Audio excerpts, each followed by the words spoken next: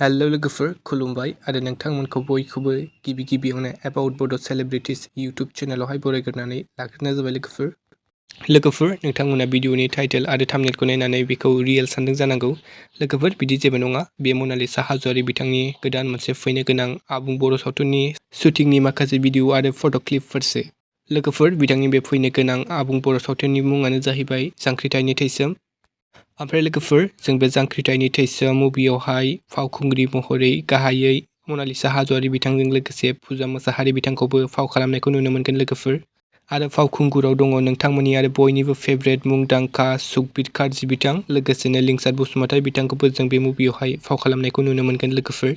आरो बिथांमोनजों लोगोसेनो रुबुल, अमित, जुनु आरो गोबां बर'नि माखासे आर्टिस्टफोरखौबो जों बे मुभियावहाय फाव खालामनायखौ नुनो मोनगोन लोगोफोर बे मुभिनि DOPखौ होदों प्रदीप दैमारी बिथां आरो स्ट'री स्क्रिप्टखौ लिरदों पंकज लाहारी बिथां। लोगोफोर बे मुभिनि एक्शन डाइरेक्शना जाबाय केनी बसुमतारी बिथां। ओमफ्राय लोगोफोर बे फैनो गोनां बर'नि आबुं सावथुन जांख्रिथायनि थैसोमनि मेथाइफोरखौ रोजाबदों सोमखोर, दीपा, इलिसा, दावहारु, निफु आरो बिग्राय बिथांमोना। ओमफ्राय लोगोफोर जों बे मुभिखौहाय RD मशन पिक्चार प्रेजेन्टनि आन्दारावहाय नुनो मोनगोन।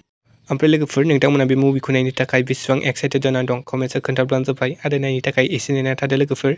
स' लोगोफोर दिनैनि शर्ट आपडेटआ बेनोमोन। नोंथांमोना भिडिअखौ नायना मोजां मोनोब्ला लाइक खालामबानो जाबाय आरो सोरबाफोर चेनेलाव गोदानै फैदोंब्ला साबस्क्राइब खालामना होबानो जाबाय। स' गोजोन्थों एन्ड थेंक्स फर वाचिं।